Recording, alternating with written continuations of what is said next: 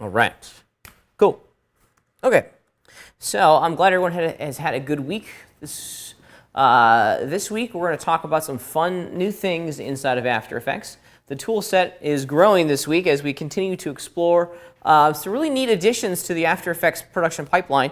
Today we're going to spend some time talking about the Puppet tool, which is a lot of fun. You guys will like working with the Puppet tool. The Puppet tool is a great tool for us to go in and add organic animation on layers that would have otherwise been static. And I'm trying really hard not to sneeze right now, so I apologize if I look weird.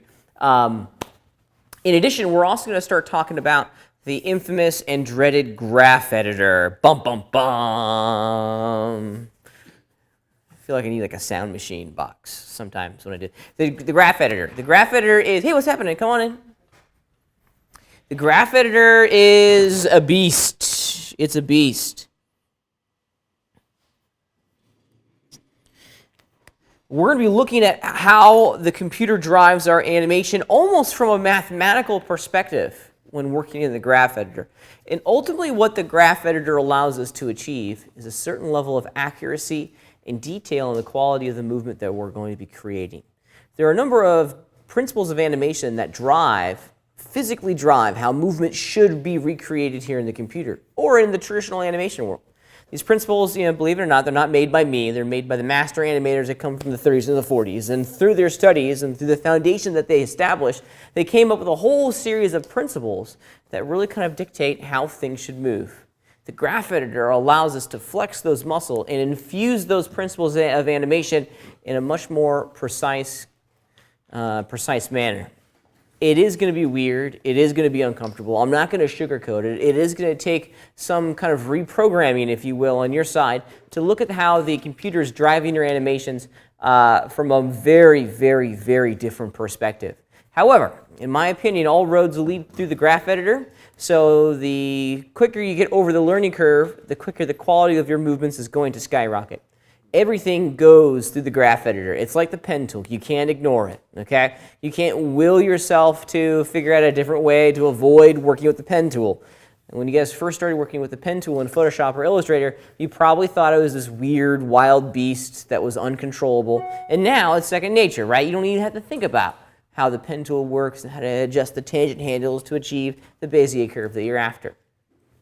The graph editor is the exact same thing for us in the movement world. It feels incredibly uncomfortable. It feels silly. You're gonna feel like you did on week 1 in animation in this class once again when it comes to animation, because it's just you're gonna be looking at things very, very different.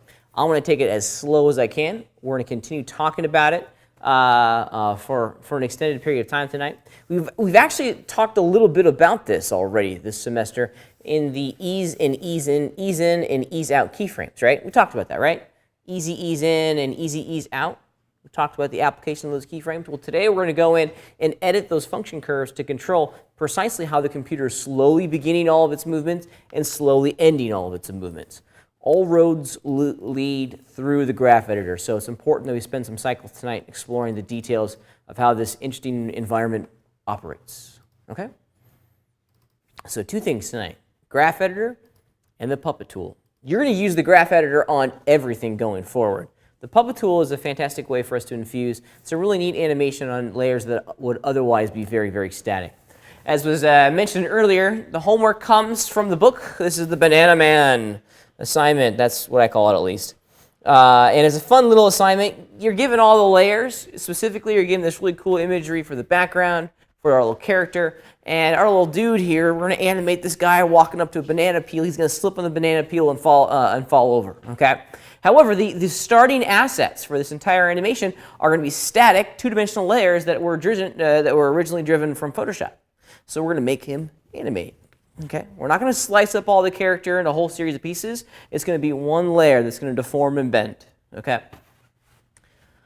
So that'll be kind of fun. I think you guys are going to really dig this one. There is basically no wrong way to do this assignment, okay? I'm not asking you guys to be character animators in the course of a week, okay? So if you don't necessarily achieve the sense of illusion of weight and gravity and arcs, don't worry. It's just, we're just trying to get the basics down. You can do this in CS6. I believe you can also do this in CS5. The Puppet tool is something that's been around for a bit, so you're going to be able to do this without any problem. As is all the lab stuff when it comes to working with the graph editor. That's actually like CS. That's like version 1 of After Effects. You know, working in the graph editor. So this doesn't include any technology that's in Adobe CC or even in CS6. Our lab assignment this week is going to be a fun one. Okay. We're going to be doing the infamous bouncing ball, and I know that some of you guys have taken other animation classes here on campus, but the bouncing ball is the rite of passage. We're going to be doing the bouncing ball entirely in After Effects, and we're also going to be looking at how we can use this exercise to infuse these principles of animation that we will kind of leverage through the graph editor. Okay, so the bouncing ball, graph editor, graph editor, graph editor. Should be a lot of fun. Here's a great example of what it could look like at the conclusion of this week's lab assignment. Should be a fun one. You could probably bang this one out tonight. Shouldn't take too long to achieve this one. And you can get it uploaded. Pretty cool, huh? A lot of fun. All right, let's get into it, shall we? Oh, and to help you guys out, I know some of you guys don't have the assets that come with the book. Here are all the assets you'll need for your homework if you want to download those and continue to play with them. All right, I'm going to start today just with a couple of very, very simple exercises, some simple examples. One of these I know we have seen, and I know we've done this in earlier in the semester, but just bear with me. I think it's a great example that proves the importance of these ease in and ease out keyframes. Initially, when we started talking about the illusion of easing, I think we crafted, and correct me if I'm wrong, I think we created a series of squares, and one square had the easing effect applied to it, and the other did not. Does that sound familiar in here? If it doesn't, let me just rebuild it really quickly. It takes all of about 2 seconds. I want to build the entirety of this example in After Effects, just using the default tools. To make life simple, I'm going to start off by, let me go into my comp, by creating just a couple solid layers. And let's make this one 300 pixels by 300 pixels, and I'll make it red. There we go. And let's just situate that feller over there. Let's call this red box. And I want to duplicate my little red box, and I want to make it blue. There we go. Let's change the, oops, grab my blue guy here. Let's change the color just to a lovely shade of blue, and I'll move it down so that it has its own space. Okay.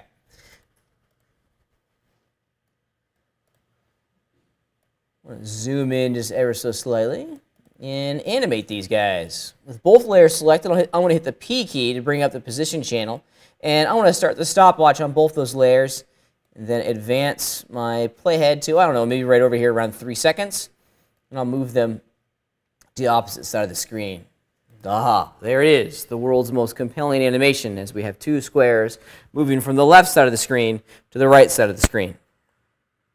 Now that's moving a little bit too slow, so I want to just compress the keyframes to make them move faster, somewhere maybe right around in here.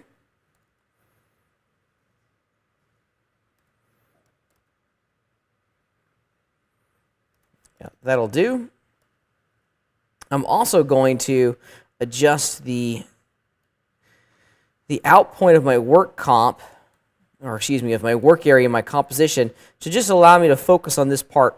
So the great thing about this gray bar here is that this is the area that the computer is going to process, and this is the area that the animation engine is going to play back and loop over and over and over again. There we go. All right. So now we can see the animation a little bit more clearly. All right. So the red box is going to remain exactly the same. And the blue box downstairs is going to be the element that we add all of these ease in and ease out keyframes. Going all the way back to the 1930s and 40s, the classic Disney animators came up with a whole series of guidelines, these principles, that really drive the creation of movement inside of any number of applications, whether it be the traditional kind of pen on paper, for us here in the computer, this guy's not Pixar. We all work along the exact same series of guidelines. And one of those guidelines is slow in and slow out, okay? if we critically analyze the movement of everything on the face of the planet, even robots, okay, everything slowly begins its movement and slowly ends its movement, okay? We can't stop this. Nothing ever leaves its starting location at 100% speed. There's always a quick ramp up and then a quick ramp down. Nothing. The only time that something would ever end its movement at its maximum speed would be if it like crashed into a wall or something where it was stopped abruptly. But we're not going to do that. We're going to have everything slowly start and then slowly end. Previously, we looked at the application of our EasyEase and EasyEase in and out keyframe assistance. So let's just do it real fast.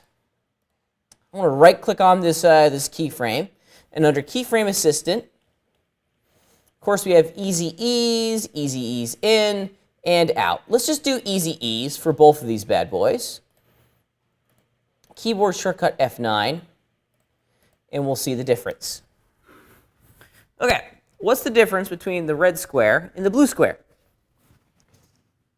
The red one slows down. Are you sure? No, the green one. I mean, blue one. Yeah, the blue one slowly begins its movement, and then slowly ends its movement. However, if you look critically at the structure of our keyframes down in our timeline, are they in different locations? No, they're in the exact same locations, okay? They're all starting at the same time, and they're all ending at the same time. But the speed of movement between those two keyframes varies from the red box to the blue box, okay? If you fundamentally look at what's happening here, in order for the blue cube to begin and end at the exact same time as the red one, its speed changes in the middle substantially, right? Is it going faster or slower than the red box in the center of the animation? Faster, yeah. In order for it to make up that time that it lost at the beginning where it's slowly ramping in, and to make up the time that it's losing at the end where it's slowly stopping, the computer's moving the box faster in the middle to accommodate those speed variations at the beginning and at the end. We want this, okay? We love this. This is absolutely everything that we need to strive to accomplish in the art of animation. We want to have dynamic movements like this, okay? Where it's just inherently, or the speed is inherently different, excuse me. The top one, in comparison, looks dull and lifeless and boring and just uninteresting. It doesn't look like it's being powered under its own will. It looks, in every sense, computer-generated, okay? The application of these EasyEase keyframes allows us to create an illusion of something that's being moved underneath its own power. The grand illusion of life that we're always striving to accomplish in the art of animation. Now, believe it or not, there's a lot of math on the back end that's driving this animation to happen. There's nothing magical in this, okay? And I think if I remember correctly, we talked about a very important term a number of weeks ago called interpolation. What is interpolation? Bum, bum, bum. It is very important. It is something that is important. It's all right. Say again? It's all right. You are right. You're right. But does anyone remember specifically what the idea of interpolation is all about? As computer animators, interpolation is an important vocab word for us. I like it. We're in the ballpark. That's not the definition entirely, but you're in the ballpark. Interpolation. Exactly. What are keyframes? Points in time? They mark change. Huh? They mark change. Okay, they're points in time that mark change. I think if we marry those two sentences together, we get a nice definition of what a keyframe is, right? And in my mind, these little diamonds are just nothing more than gigantic eggs that include little data. So on the inside of that egg, there's some chunks of information. This, in our case, these chunks of information define the location of our box, right? At one point and then at another. The process of interpolation asks the computer goes through and figures out how to transition between those two little data chunks for us automatically. That's interpolation. It's the computer physically moving the box in between these two different keyframes, okay? What we're doing when we're applying these ease in and ease out keyframes is changing the math that's driving the interpolation of our boxes, okay? When we start working with ease in and ease out keyframes, ultimately what we are adjusting at every stage is the speed of movement. We're not changing the movement, we're changing how fast the computer is transitioning between one keyframe and another. That's interpolation, okay? So we're dealing with math, man. That's all we're dealing with here. We're dealing with speed and time. In its current kind of interface, manipulating this transition between keyframes is impossible. We don't have access to the math that allows us to transition or to affect the transition between these two different data points. So we have to go in, if we wanted to customize this, for example, we have to go in and adjust what's called the function curves. Okay? The function curves are a visual representation of the math. And we only get access to these function curves in one location inside of the After Effects interface, and that's in a special environment called the graph editor. So let's look at it. I want to stop my animation, and I want to draw your attention towards this part of the interface, this little guy right there. That's the little button that loads the graph editor. And I want to zoom out so you can see the effect of this on the entire interface. I click on it, and it's basically going to replace our original timeline with the graph editor itself. Now, initially, it's going to be blank. Well, in my case, it's going to be blank, because the only thing that's going to be loaded into the graph editor are channels. Channels that already include animation. I have two channels, two position channels on two different layers that include animation. So let's select one and load it in. Let's start with the blue box. So I have to select a channel that has animation on it. All right. Now there's a couple different ways, and we can start to see the graph editor come to life over here on the right. Now if you're freaking out right now, don't worry about it. We're going to walk through and kind of simplify this entire idea. But what we're seeing here is a special graph. It's called the graph editor. So let's define the axes that are influencing the data on this graph, okay? Like our timeline, moving from the left to the right, okay? So the horizontal axis, Mr. Wilson, always a pleasure. The horizontal axis inside the graph editor is time. And if you look very carefully at all the little lines in the graph editor, they sync up with the little ruler indicators for our time, okay? So the horizontal axis is time. Check it out. So all of these guys, so this is the 10 frame indicator, 20 frame, 1 second, 110, 120, 2 seconds, 110, so on and so forth. So it's time going from left to right. So it brings up the natural question, what in the world is going on vertically? That's speed. That's speed, okay? Left and right is time. Vertical is speed. And if you look very carefully at the way that they've labeled the speed indicator lines, this one down here is 0, okay? And as we go further and further up the graph, the faster and faster and faster our objects are going to be moving. What I always like to think whenever I'm considering how to interpret graph editors is think of it kind of like miles per hour. Think of it like miles per hour. Left and right is time, up and down is how fast this object, is moving in miles per hour. We just happen to be doing it per pixels per second. That's the unit of measurement that we use in the graph editor to define the speed, but it's like miles per hour in a car. So any object that has a flat line, what do you think is going to happen? It's not moving, right? Or the computer is not interpolating and changing these values across our animation. And any curve here that has a pitch to it represents change, represents interpolation, okay? And we're seeing how fast the computer is interpolating this in the graph. Lines that have a really steep pitch. Now we're changing its value across a much shorter amount of time. Pitches that are very, very shallow, the movement's going to be slower because the amount of time the computer has to change that value is lengthened. So really intense slopes, really fast movements, really shallow slopes, very slow movements. Okay.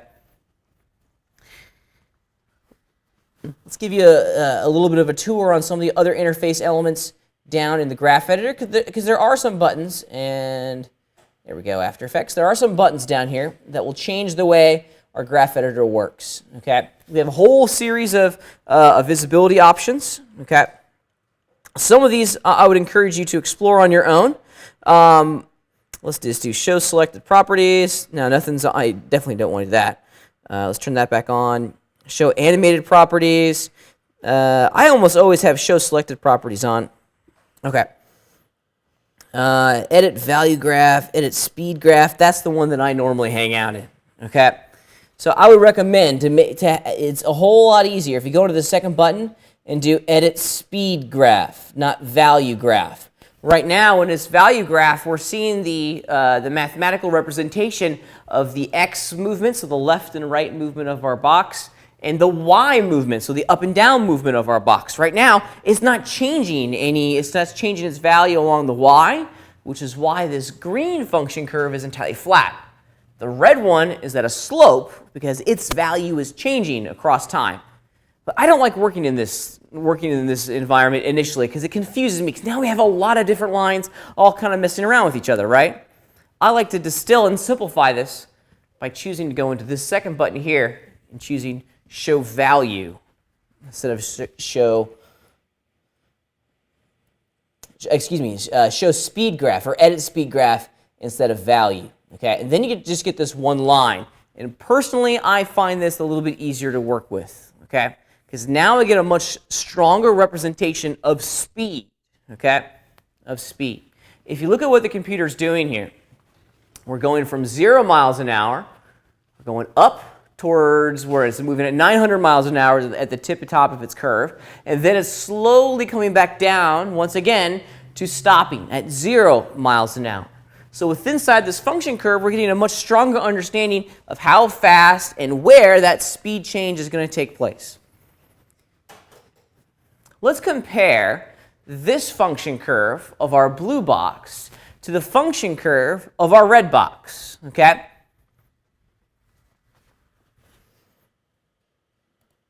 All right, what do you notice? No curve. It's a whole series of straight lines, right? You guys are probably going, what? This doesn't make any sense. Well, it kind of does, right? When we have a flat line like this, see, it goes from a flat line from here all the way to here, okay? Is the speed of our animation changing? No, it's not changing at all. It's consistently at 600 pixels per second. That's how fast it's moving. It's never varying its speed at all. It's just a linear animation, right? It's a linear speed. It's not fast or slow. It's just kind of the same. Boring. We don't like this. Okay, this is horrible. No likey. So whenever we have a consistent animation that does not include any sort of speed variations, we get a straight line. Okay. Now don't be fooled by this drop off. Some people get really confused there, like, well, does it stop? Well, no, it just doesn't stop. That's just the way After Effects is changing its curve, right? That's just where the movement ends. Okay. So there's our red one. There's our blue one. I love the little curve here, but it's not a perfectly straight line. It's got a nice curve to it. Now keep in mind that this curve represents speed, right? It's ramping into that speed. It's not, but we can continue to adjust this if we'd like to. Okay. What I would really like, maybe on my little blue jobber, is for it to be extraordinarily slow at the beginning and extraordinarily slow at the end. Okay. And we can do that. This is the power of the graph editor. It allows us to go in and adjust these function curves to ultimately get the illusion that I'm after. Rookie animators, folks that have been doing this for a little bit, they try to hard code this speed variation with keyframes, and that's a bad direction to go in, because my mantra for GCOM 390 is mo keyframes, mo problems, okay? We want to do this with as little or as few keyframes as possible. The graph editor allows us to affect the speed of our animations without having to infuse additional keyframes into the mix. Editing our function curves is wicked easy. Let me show you how to do it. But there are a couple little moving parts here that people often kind of stumble upon when they're first learning how to work with this graph in After Effects. I want to zoom in on this portion of my timeline, make my graph a little bit easier to see. There we go. All right. Now, down at the base here, the base of our curve, we have a white cube. And our function curve is being drawn from that white cube. What would you imagine that white cube represents? Keyframe. You got it. On the other side of the curve, there's another white cube. So it gives us a very, very nice understanding of where the location of our keyframes are. Now, I can click on these curves, or excuse me, these keyframes, and change their location in time. And in essence, what we are doing is just moving that diamond like we were in the previous timeline interface that we've been working in the whole semester. We're fundamentally changing the location of that keyframe in time. The moment we start changing the location of that keyframe, the function curve is going to update and redraw to refresh the new settings. So we're free to change the location of our keys whenever we want by dragging left and right. Now, each one of these keyframes comes with a tangent handle, okay? Now, don't be fooled by this. This is not a Bezier tangent handle that we're used to seeing with the pen tool. A lot of folks, they try to go in and change the slope of that bad boy, just like you do with the pen tool. No, no, no, no. Yeah. Yeah, you guys were already trying to do that, right? Yeah. And it's maddening because you want to pull out your hair and go, why doesn't it work like this? Well, it's never going to work like this, okay? It only moves left and right horizontally. So don't try to change the angle of this. It just goes in and out. However, when we start messing with that handle, you can see that we can have a global effect on the speed of our object. So I've just dragged it way out over there, and check it out. Earlier I mentioned when we have a shallower slope to our graph, we produce a slow movement, okay? By extending the length of that handle, we've made the beginning portion of our function curve much, much shallower, okay? So we're going to have a slow, slow movement here, okay? So the rate of change across time is much shallower than it was earlier, okay? So slow movement here, and then getting right about here, it's going to spike all of a sudden because this slope goes boom like a rocket, okay? And it's going to get really fast. Let's take a look at the product of this.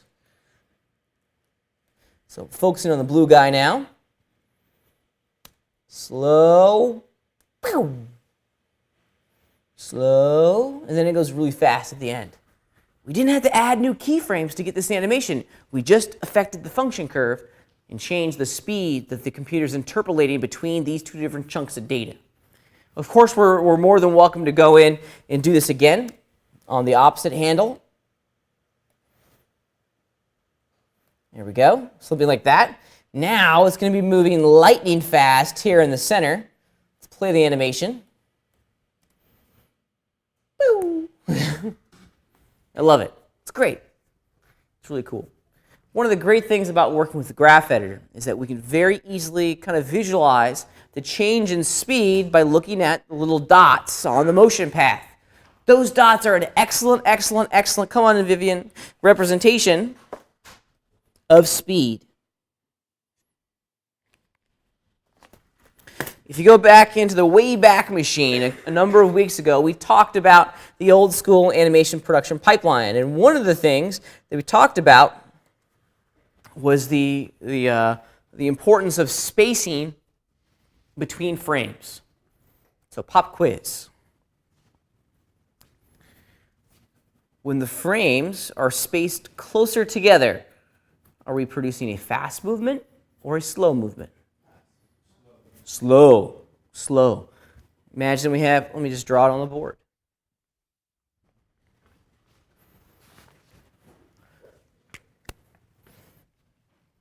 So if this is a circle, okay, we're trying to get our circle to go from this this location to this location over here, okay?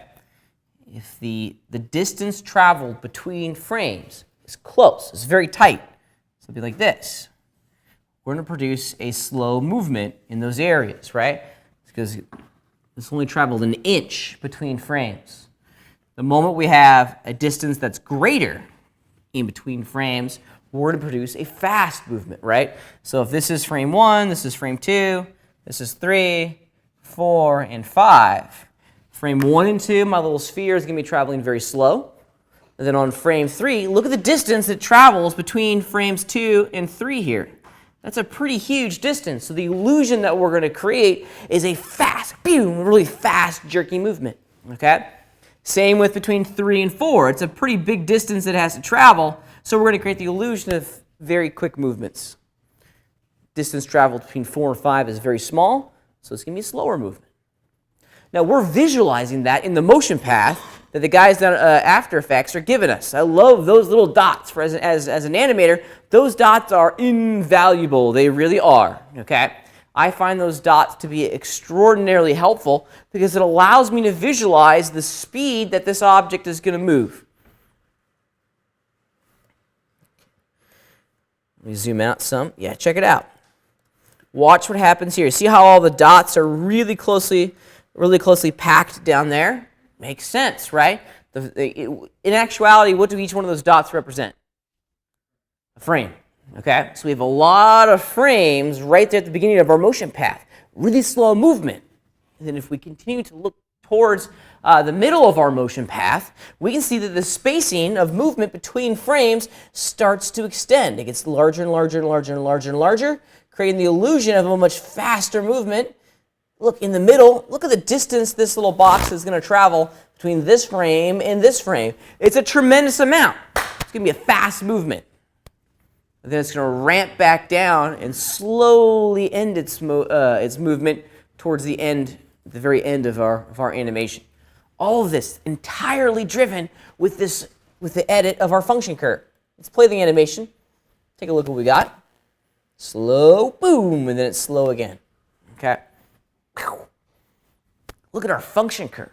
It's ginormous. It's absolutely, that spike there is ginormous. And now our object in that middle frame, it's going at 25,000 miles an hour. That's awesome. It's going really fast. Well, it's not actual miles an hour, but in my mind, that's what it is. Okay. It's moving really quick, boom, right there in that center frame before it wraps up its movement and comes to a rest at the end. Only within the graph editor would we be allowed to make these changes, okay? Questions? How did you get into EasyEase again? How did you do that? How did I apply the EasyEase keyframe? Yeah. Do you have to be on the layer itself? Absolutely, and we have to expose the keyframe that we're trying to adjust. And the keyframe would then be position, I guess, right? Mm-hmm. And in my example, I've only translated this object along its x-axis. You should see a little diamond, right, Zach? You can right-click on that diamond, Keyframe Assistant, EasyEase. Okay, I see. Okay. Now, ultimately, what we're driving here and what we're creating,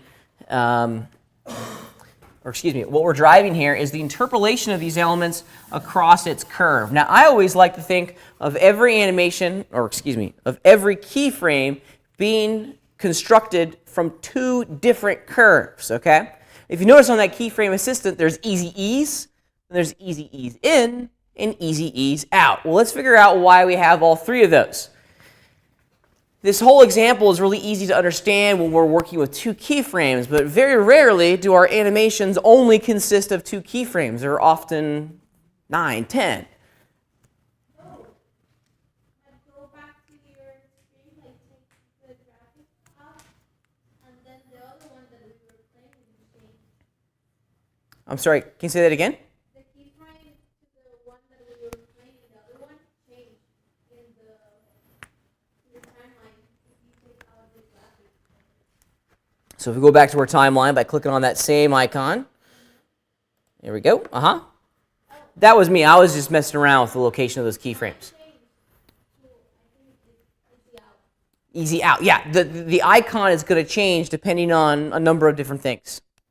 Those are just icons. That's all they are.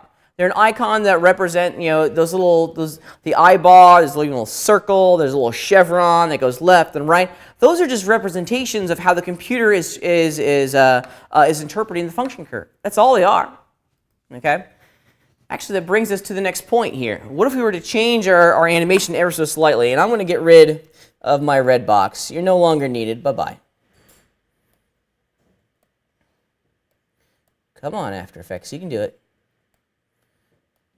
There it is. Okay. What if I was to go roughly in the middle, and I'm just eyeballing it here, and I change my animation? What if my animation is now something that looks like this? Okay. Aha. Awesome. Now we've infused a third keyframe into the mix. Now, ultimately, what we've crafted here initially is something that's very similar, but let's look at the function curve because it's going to look wildly different now.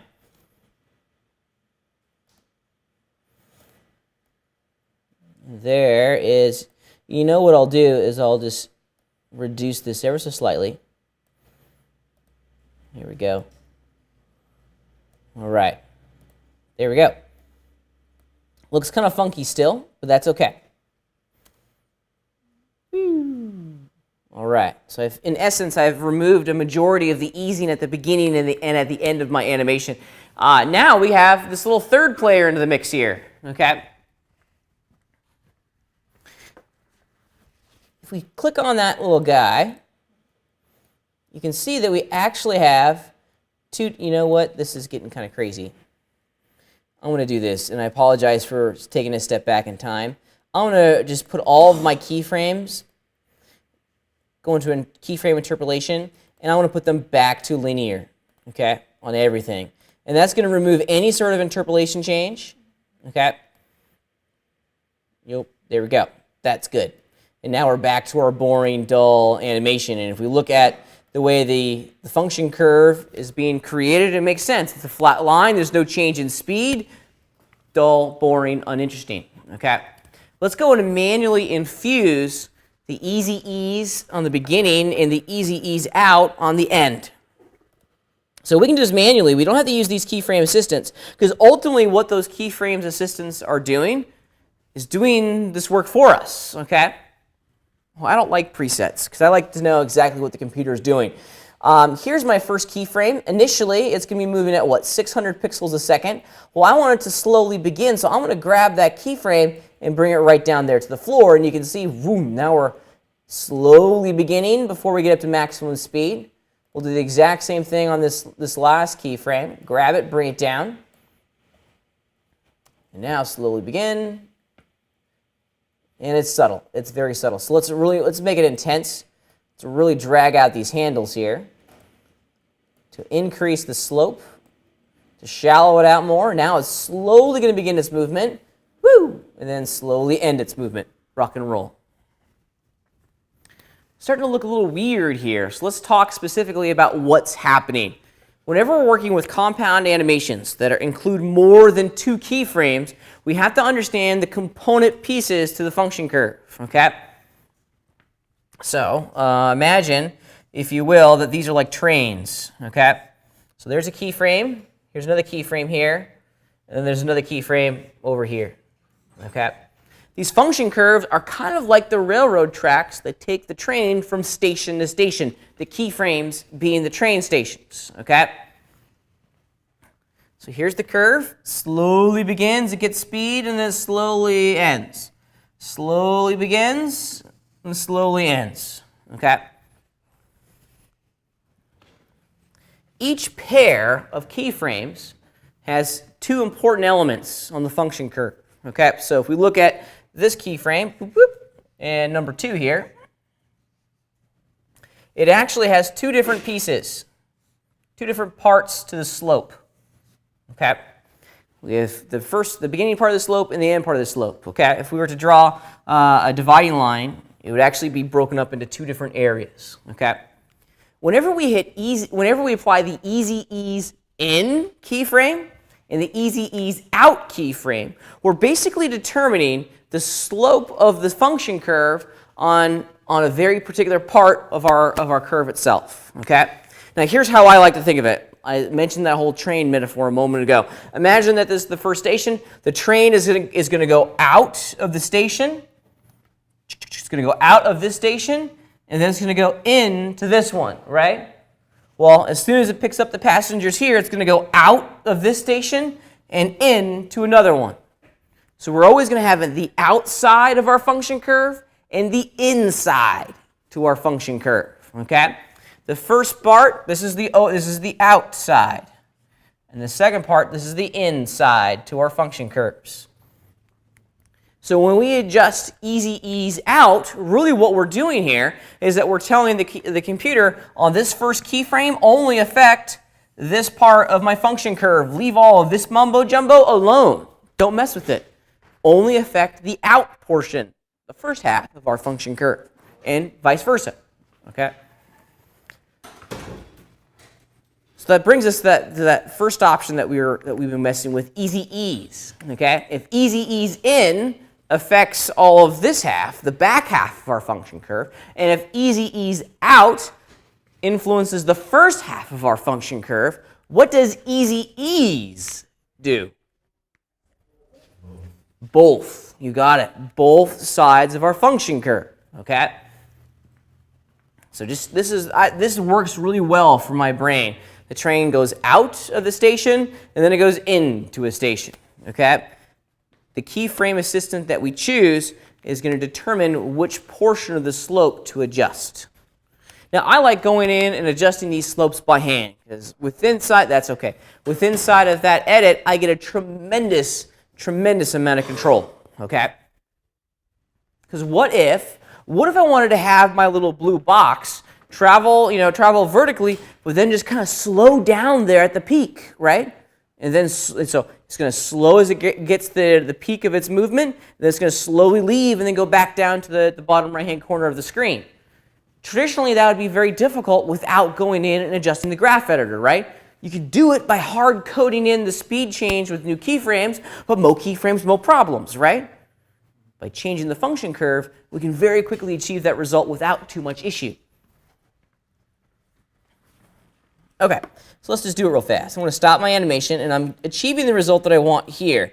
The train slowly leaves the station, but does it slowly end?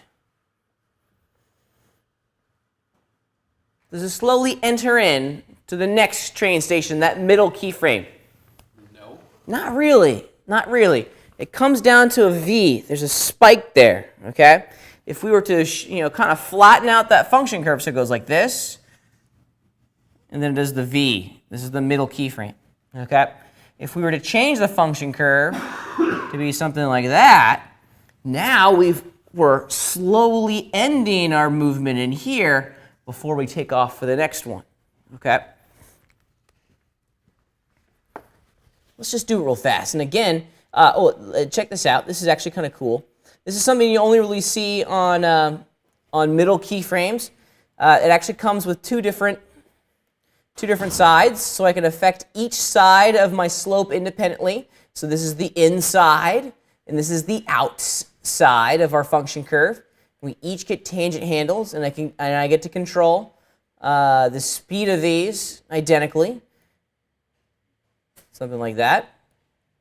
Now we've shallowed out the transition and speed in here, and we're going to get, oh, look, the spacing between the dots in our timelines is getting tighter. So we just visually can see that the speed of movement, yeah, check it out. See how they're all pulling in here? I love it. Let's play it now. Slow, fast. I could really crank this if I wanted to and continue to refine the effect. What if, so here it is again. Cool, huh?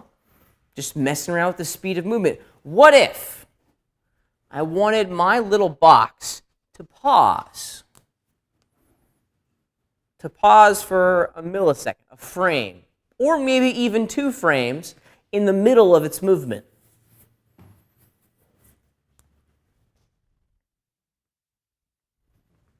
What do I need to do? Break the they're already broken, and we don't need to, we're not going to change the value of our keyframes, but we are going to change the speed that they're transitioning between these chunks of data. Remember, the graph going from left to right represents time. What does the graph lines going vertical represent? Speed, right? At what point in our graph is 0 miles an hour? The bottom, right? Look at the current indication of our keyframes here. Where is it? Is it at 0? No. So if we wanted it to pause, I'd bring both of these dots, or both these squares, down to this bottom line, and then it will stop its movement. Check it out. Let's just stop the animation by hitting the space bar. I can bring both of the in indicator and the out indicator handles down there. And now it's going to stop for about a frame, and then it goes. Interesting, you can't go below 0. Can't go below 0, right? Can't go below 0. That would be kind of cool. Go backwards. Yeah, exactly. Yeah, very similar. Very similar. It's the illusion of a speed of a freeze frame. We're not actually doing it. We're just slowing it to 0 miles an hour before we're ramping into that final speed again.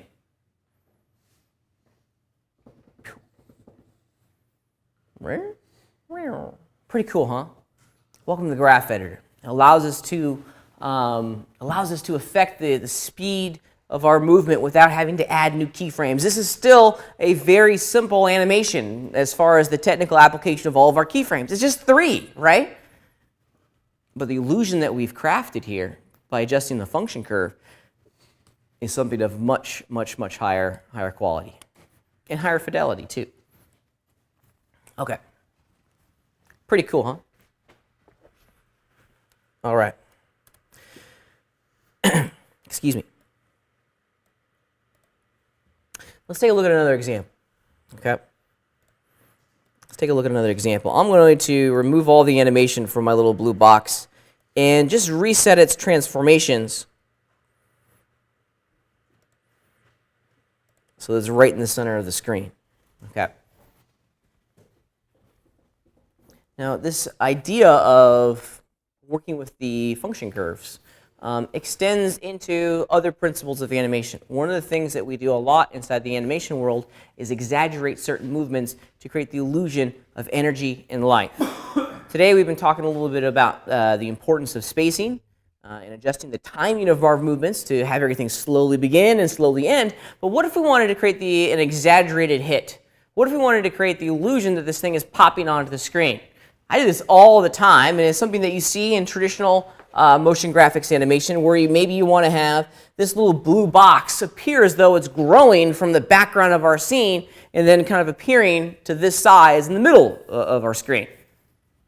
The rookie animator would do something like this, where they'd go in and they'd start working with the scale.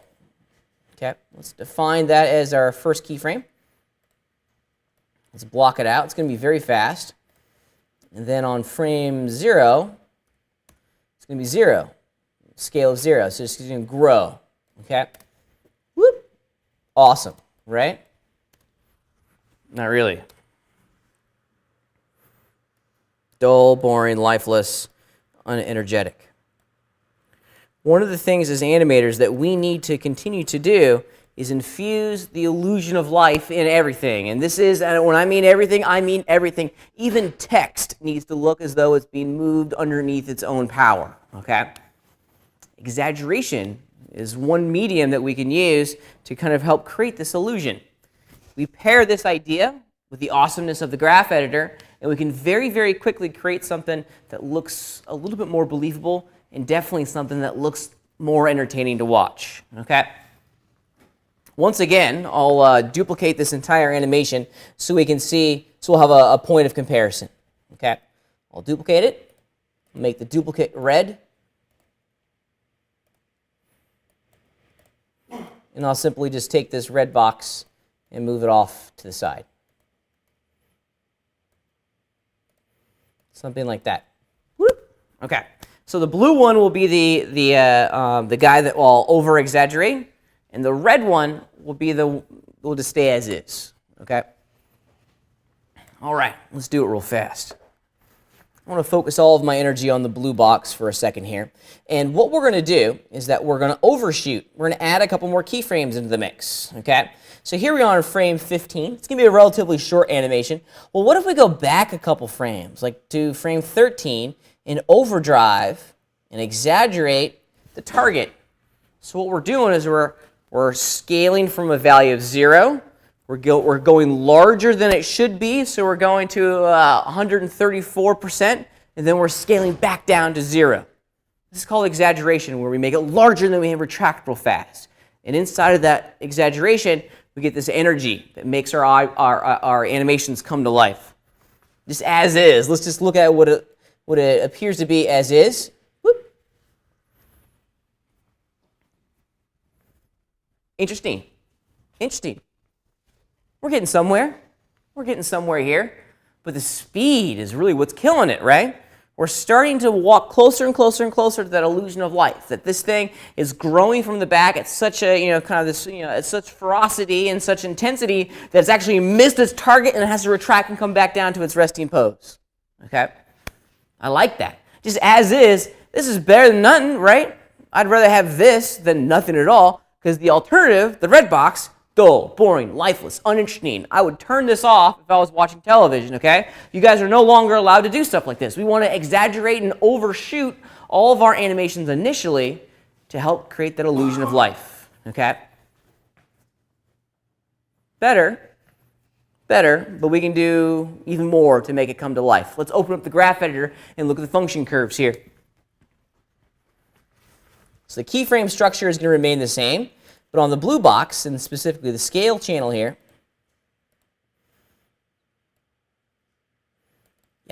oops. All right, we can start going in and adjusting all of our function curves, okay? So I want my, I know from my previous little spiel here that everything slowly begins its movement and slowly ends its movement, right? So let's do that once again for this little transition. You can see all of our keyframes. We'll slowly slowly begin its movement. Here we go. See what we get here. We're getting there. We're getting there. Let's really make that transition quite intense. Whoa, look at that. Just that one small edit now makes this feel a little bit more dimensional. This is a three-dimensional animation now. Woo! Just by changing the speed in which the computer is interpolating between these two keyframes. Now it kind of looks like it's popping a little bit. Awesome. I like that, very much so. I like that a lot, actually. Okay. All right. So we could also go in and continue refining some of this. Here's the out of this entire movement. Okay. I'm going to bring these a little bit closer together here. Don't know why the computer is doing what it is doing here. Let's investigate. Why are you acting oddly, little machine?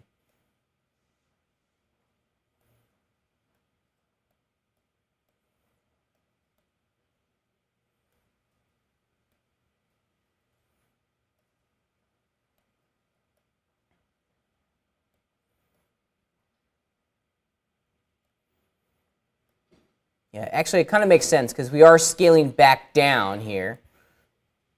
And this is the first time I've actually done this in CC, and they are displaying my function curve ever so slightly differently. Haha, that's kind of awesome. I like that a lot, actually, because look, it slowly begins its movement, it gets fast, and then it slowly transitions into that middle frame, and then retracts quite nicely. Maybe I may have gone a little too far here. That little, whenever I see these gigantic spikes in my function curve, I get a little nervous, because often what those spikes produce are little kind of jerky flash frame movements, because it's changing its size within one frame, and yeah, no likey so much. But now I get a 2-frame transition. Oh, that's so much better. I love that. Something as small and as simple as overshooting it and adjusting the function curves gives us this really great illusion of life. Okay. This is why I kind of emphasize the graph editor. We can block out our animations quickly using basic keyframes and then add that crazy illusion of life through the application of our graph editor. Let's continue layering this because there's more that we can do. We started on the right. You can see how far we've come on the left with our blue box. What if we add a little bit of variation of rotation in there, right? Last time I checked, everything rotates. Almost nothing moves in a perfectly straight line. One of the other principles of animation that we work with is this illusion of arcs, okay? Everything moves in an arc. What if we were to slightly suggest that arc with the inclusion of some rotation in there? That might be kind of neat. Again, further creating this grand illusion of life in something as simple as a box, scaling from the foreground to the background. Let's do it real fast. Let's open up the rotation. And you know what I'm going to do? I'm going to do, let's hit the U key and bring open our keyframes. And I like to have a structure established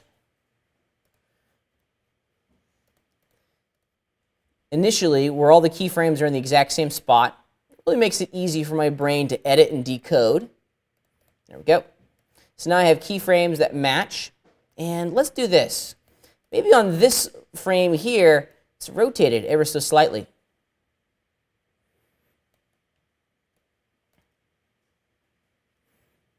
Yeah. I love it. So cool. What if we extend this by doing an EasyEase on that middle keyframe? Change it to an I-bar. Oh, I like that even more because now we've added a little bit of drag in there. As the computer's transitioning between, from the rotation channel here, as it's transitioning in between this middle keyframe, it's slowly beginning and slowly ending its movement, so we're getting this illusion of drag. This is another traditional traditional principle of animation called overlapping action, where where we kind of create this drag idea. Things don't all come to a movement and a conclusion at the exact same time.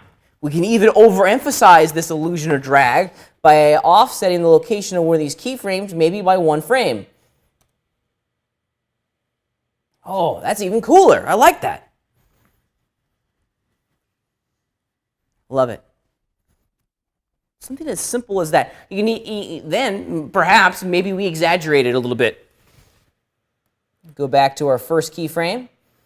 And maybe I do a negative rotation, just a very small negative rotation. So now it's starting off kilter and then coming into the opposite direction. Let's go even more.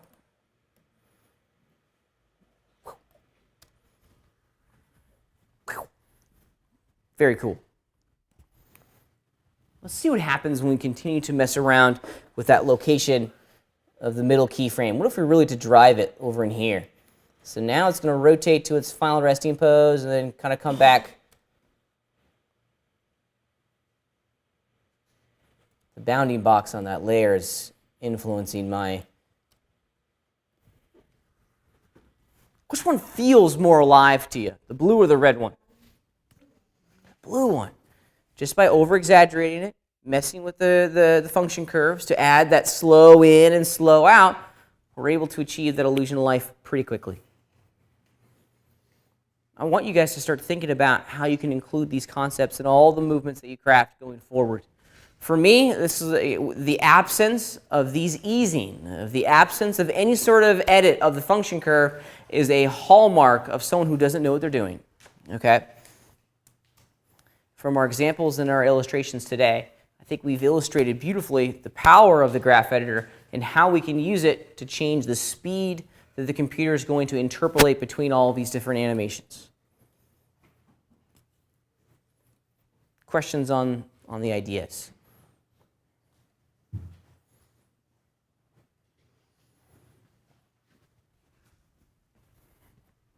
All right. One final thing, and I think the book has talked about this in a number of different elements, or a number of different occasions, but I want to reinforce it because now that we're starting to talk a little bit more about animation and the illusion of life, we need to include the idea of motion blur. As I play back this animation, I want you to critically evaluate whether or not your brain is accepting this as an organic object, something that you could photograph out here in the real world. Look at the blue one in particular. Now we're marching closer and closer and closer to that grand illusion of life. How does it feel, though, to you, visually? Yeah, it feels kind of poppy. And in my mind, it feels clicky. It's a hard kind of feeling for me to describe, but it feels clicky. It doesn't feel like it's all butter smooth. And it's not a quality of the animation. It's a quality of the rendering engine that's producing this animation.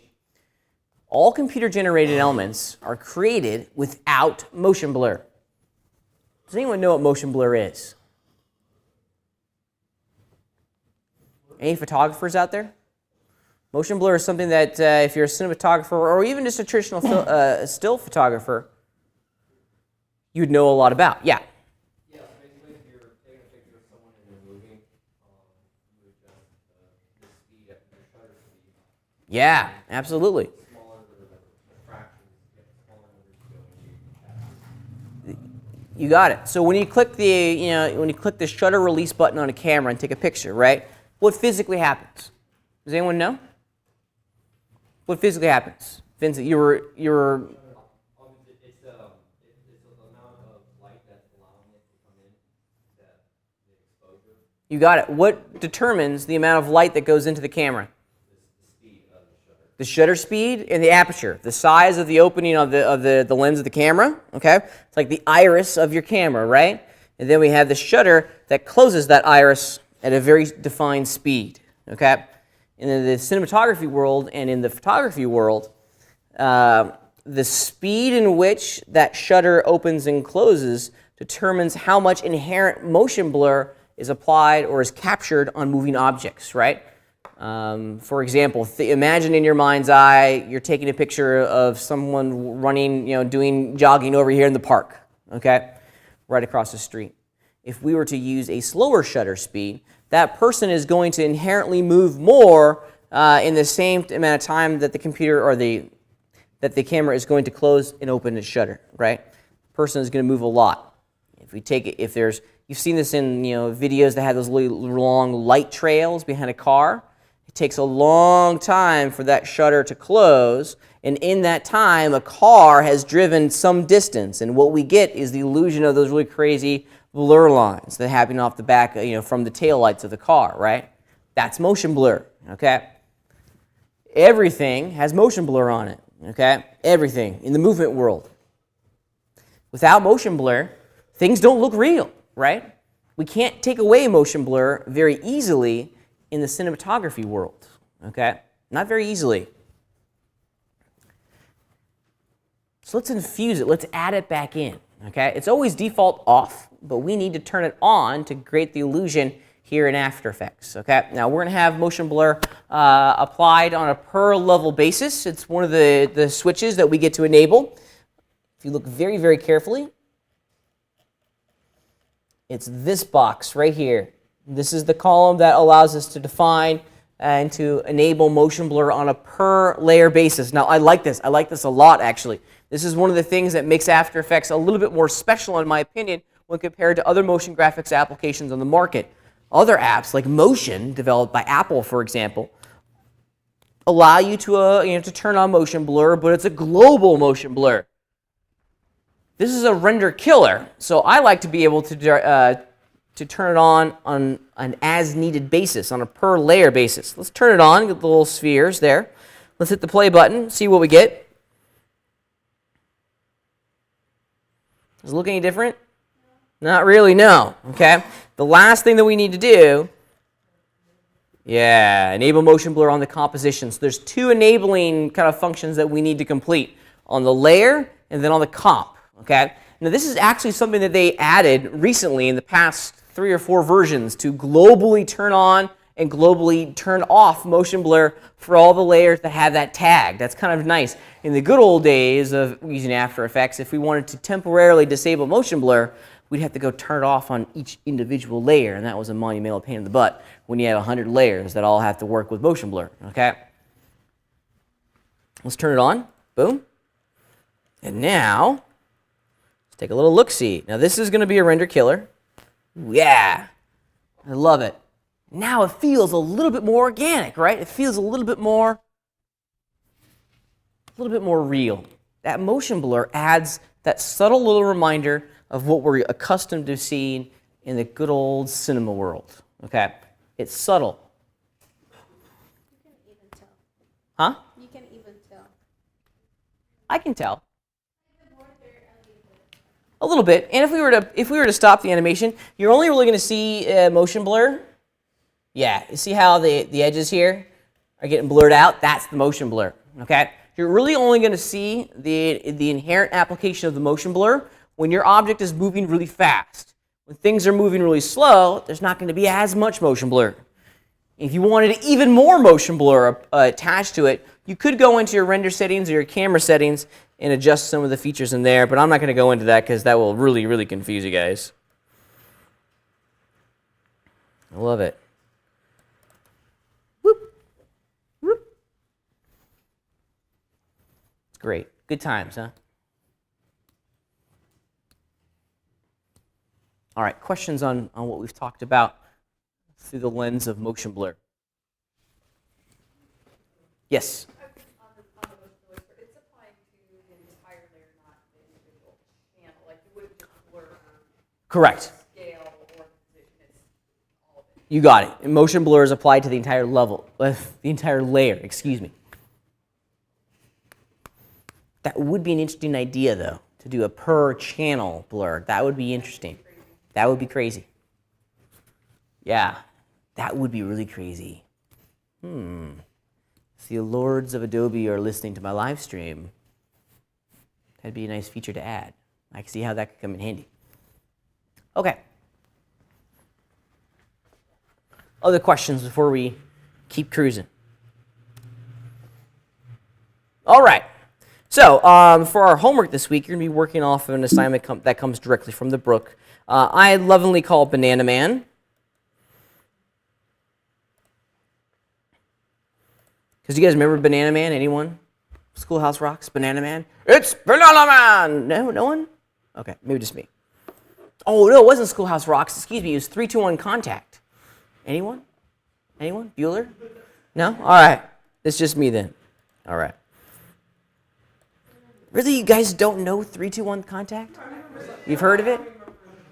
Yeah. You don't remember Banana Man? I'm dating myself here, but that's okay.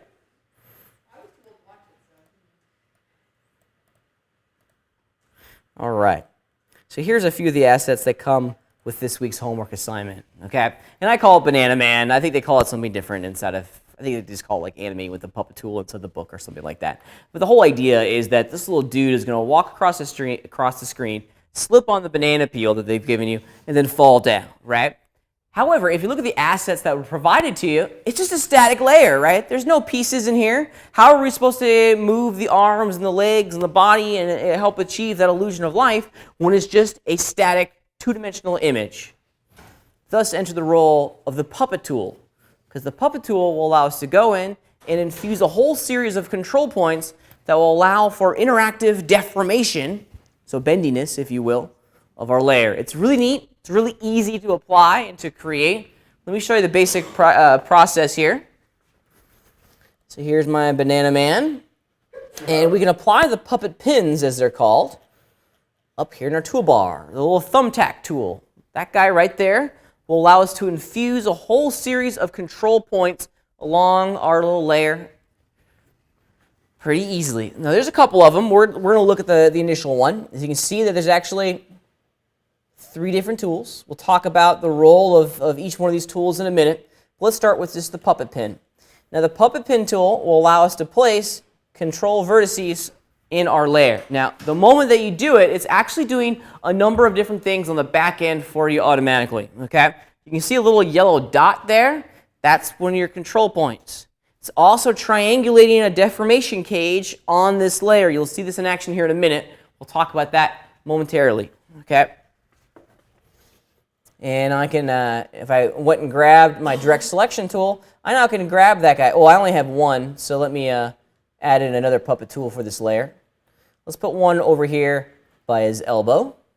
I'll put another one here by his shoulder. And then I'll do the exact same hierarchy on the opposite arm.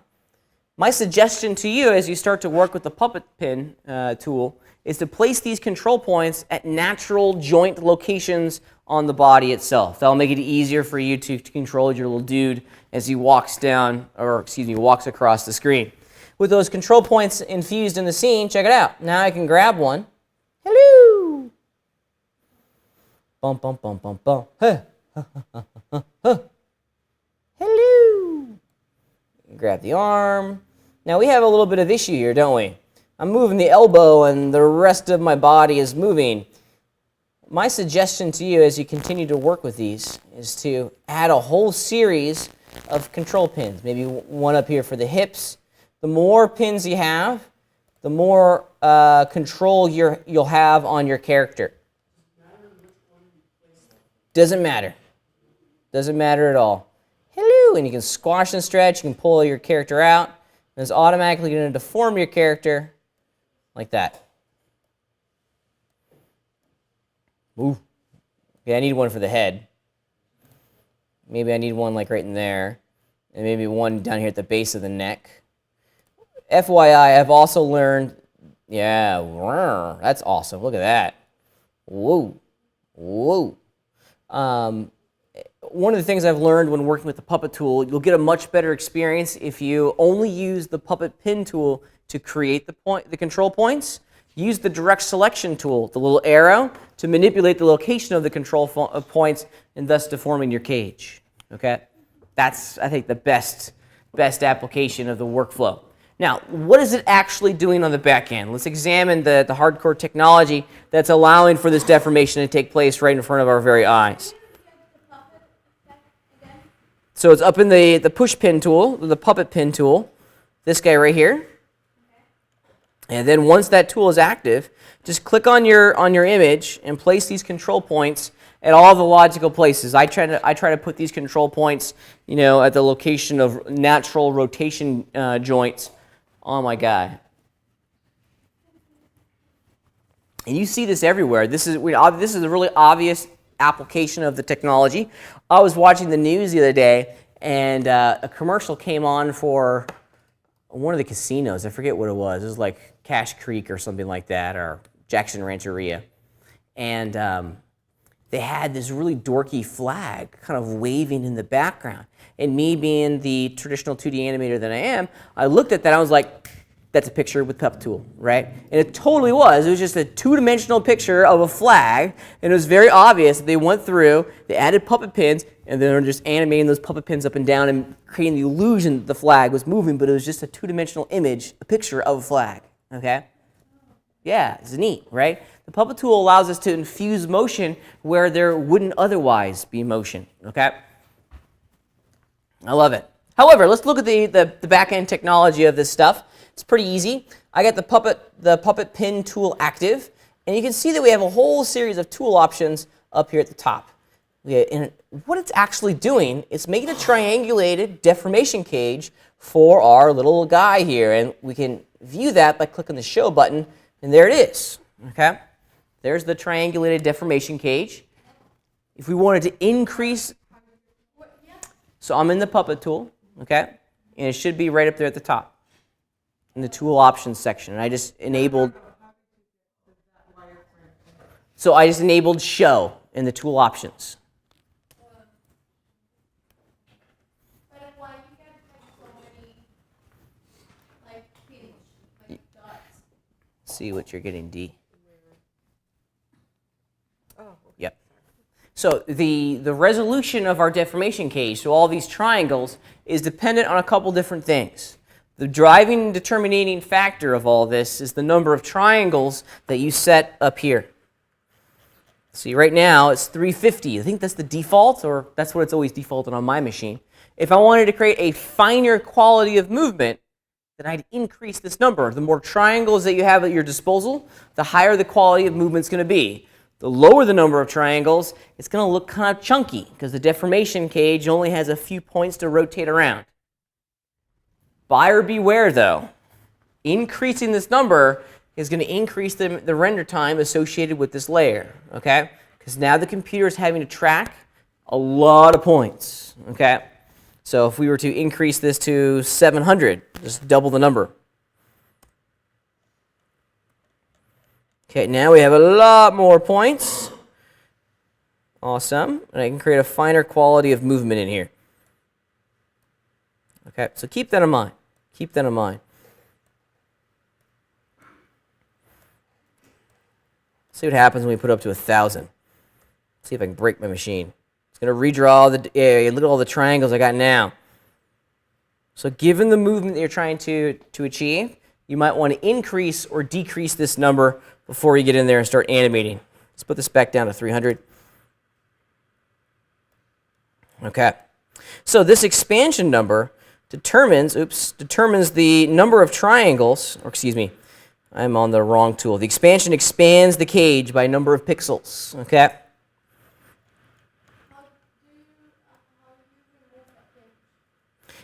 Good question. So if you don't want the pin, let's go down into our timeline and explore all the options.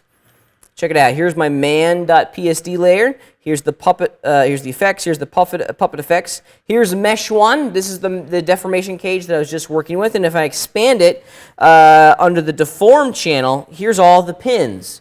So if I don't want one, I can select it from this pull-down menu. And let's see. This is that guy right there in the center of his head. And I can just delete it from the list, and now it's gone. Okay? So it's just that easy to add and subtract these deformation puppet pins.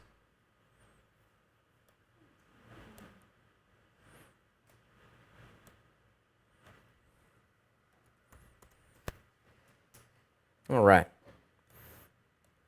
You expand your deformation cage by increasing this expansion slider here, so you can have a lot of fun. Okay, a couple other things that I want to show you when working with the puppet tool. Let's close all this up. Now, earlier I mentioned that there is actually a number of different tools in here. Okay, I'll let you explore the puppet overlap. The puppet overlap is one that will allow the legs to kind of go in front of each other. Let's see if there's an easy way for me to explain this. When you're establishing these overlap pins,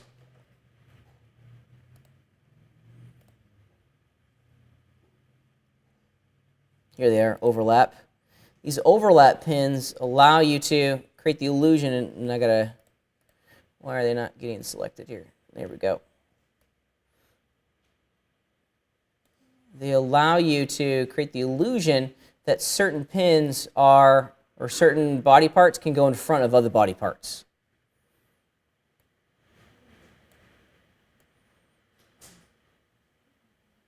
So you're kind of breaking your character into a whole series of planes. It's like Elvis. Sorry, say again? So it's the second tool inside of this pull-down menu, the overlap tool. Now the starch tool is kind of interesting. Let's go in. The starch tool will also allow you to place additional pins that will define areas that aren't going to move, okay? So maybe you don't want the bottom half of your character move. You only want the legs, not the bottom of his jacket to move. Well, if you put starch pins in those areas, you're going to kind of glue those parts of your mesh from being deformed. And they've changed the interface in this a little bit. It used to be, they used to show you, oh, let's turn on our cage. There you go. I'm just going to put a couple starch pins down here. And if you turn the amount up, yeah, why aren't they drawn? They used to show you all the triangles that were kind of glued down. That's kind of frustrating. I wonder what has changed.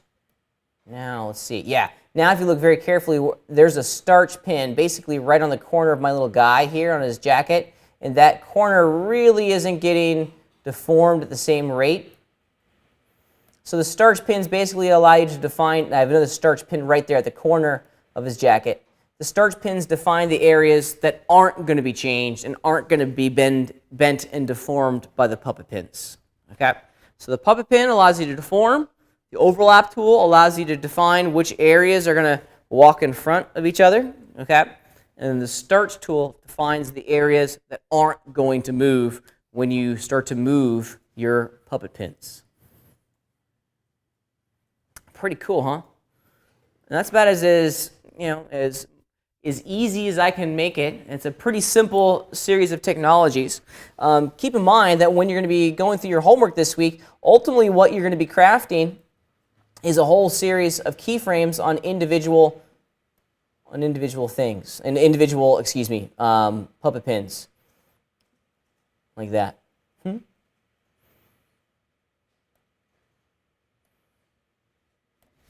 All right, questions on how to work with the puppet tool? You have to go and animate Each one. Welcome to character animation. It is not easy. Well, it's not hard. It's just laborious. There's a lot of effort that goes into it. If you think this is bad, I can show you some situations where logarithmically more elements to control. Can we see those situations? Not with the stuff that I have. I don't have it with me. Other questions? All right, let's take a break, and then we'll come back in. We'll start talking about our lab, because our lab's kind of fun.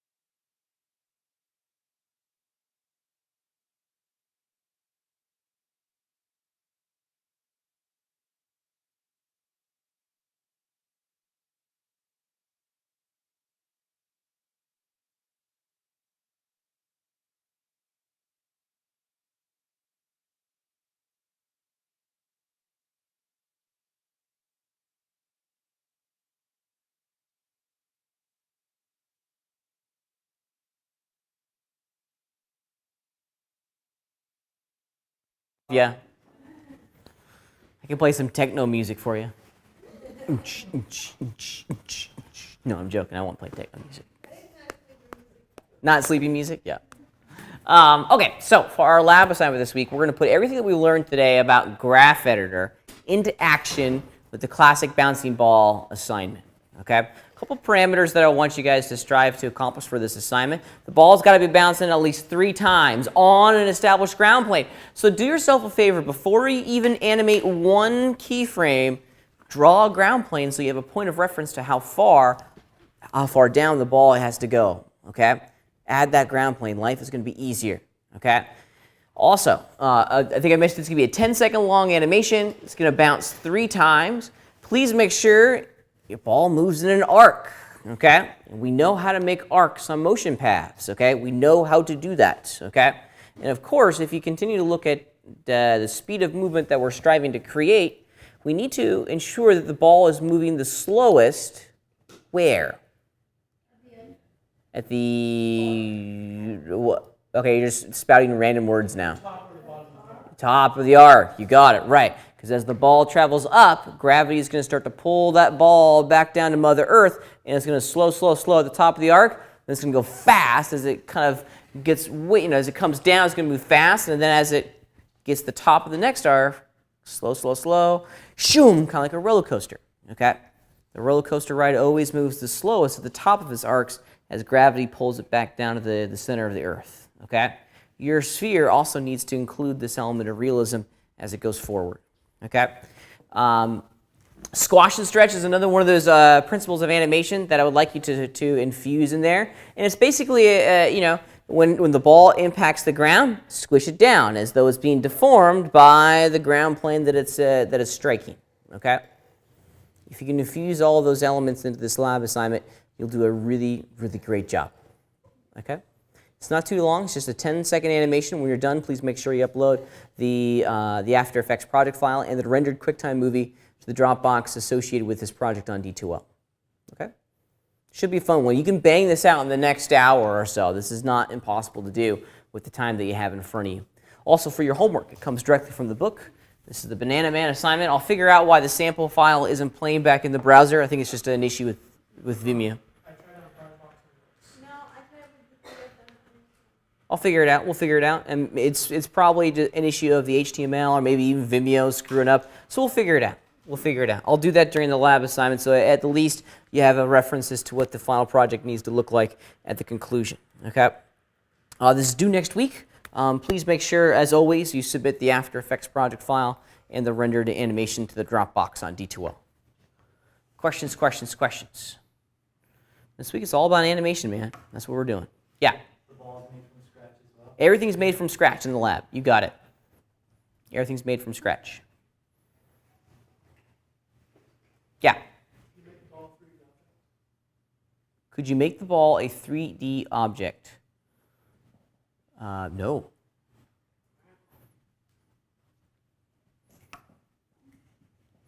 Yeah, no, I wouldn't, like a 3D layer? Is that what you're going after, Dylan? Yeah, maybe a 3D object. I think it'd just be a good way to get the lighting information. Yeah. Also gradients. Yep. All right, I'll let you guys get to work. Let's do it.